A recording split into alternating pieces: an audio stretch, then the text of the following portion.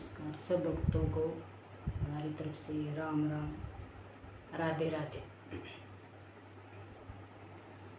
ये भागवत मातम सुनाने जा रही हूँ।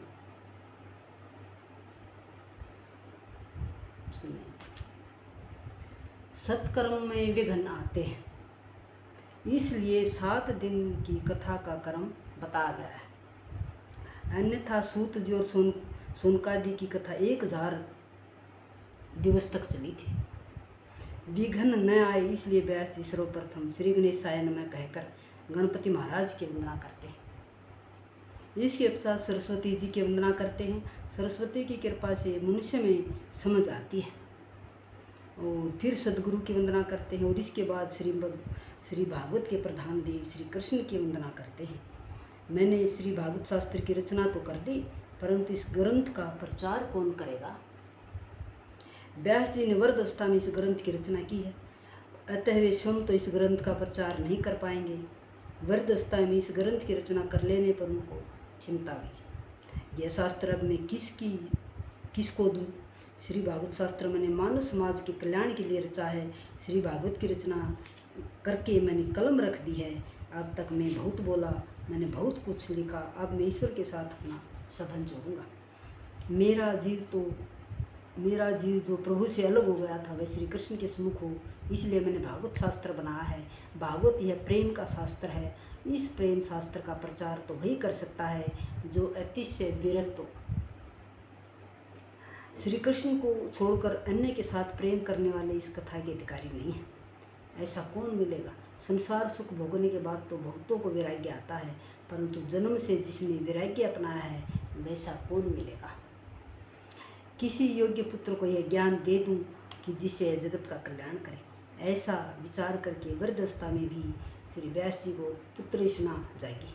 व्यास जी को भी वही पुत्र की इच्छा हुई कि मेरे भी पुत्र हो जाए। भगवान शंकर के वैराग्य के रूप हैं। शिव जी मुझ पर कृपा करें और मेरे यहाँ पुत्र रूप से आए, तभी यह कार्य हो सकता है। रुद्र का जन्म है परंतु महारुद्र का जन्म नहीं है।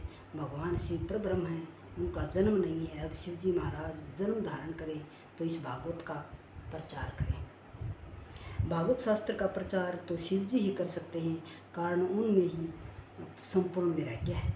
जन्म से जिसे वैराग्य हो वही श्री भागवत का प्रचार कर सकता है। श्री सुखदेव जी में संपूर्ण वैराग्य है। व्यास जी ने श्री शंकर जी की आराधना की और शिव जी महाराज प्रसन्न हुए। व्यास जी ने मांगा कि समाधि में जो आनंद आप भोगते हैं वही आनंद जगत को देने के लिए आप मेरे घर पुत्र रूप में पधारिए। शंकर जी से प्रार्थना की व्यास जी ने कि आप मेरे पुत्र रूप में मेरे घर पर आइए, क्योंकि शिव जी पूरी वैराग्य हैं। भगवान शंकर तो इस संसार में आना प्रिय नहीं लगता है। संसार में आने पर माया गले लग जाती है। कोयले की खदान में जाने पर हाथ पैर काले होते ही हैं, बिना काले हुए नहीं रह सकते। व्यास जी ने कहा कि महाराज आपको तो संसार में आने की कोई ज़रूरत नहीं है, परंतु अनंत जीवों के कल्याण के लिए आप कृपा कीजिए और आइए। और आपको माया कैसे प्रभावित कर सकती है? शिव जी ने विचार किया कि समाधि में आनंद का अनुभव करता हूँ, यदि वैसा आनंद जगत को न दूँ तो मुझे स्वार्थी कहा जाएगा। समाधि के आनंद का दान मुझे जगत को करना चाहिए। ऐसा विचार करके शिव जी महाराज अवतार लेने को तत्पर हो गए। श्री सुखदेव जी भगवान शिव जी के अवतार थे, अतः वे जन्म से पूर्ण निर्विकार थे। जो जन्म से व्रत होता है वही 16 अन्य वैरागी कहलाता है। ज्ञानी पुरुष माया का संग नहीं रखते हैं। ज्ञानी पुरुष माया से सदा असंग रहने का प्रयत्न करते हैं। अतः वैष्णव भक्त माया में भी ईश्वर का अनुभव करते हैं।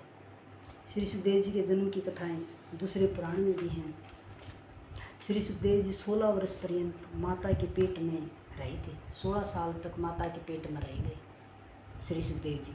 माँ के पेट में 16 वर्ष तक परमात्मा का ध्यान किया और व्यास जी ने पूछा कि तुम बाहर क्यों नहीं आते? श्री सुखदेव जी ने उत्तर दिया कि मैं संसार के भय से बाहर नहीं आता, मुझे माया का भय लगता है। इस पर श्री द्वारकानाथ ने आश्वासन दिया कि मेरी माया तुझे नहीं लग सकेगी। तब श्री सुखदेव जी माता के गर्भ से बाहर आए।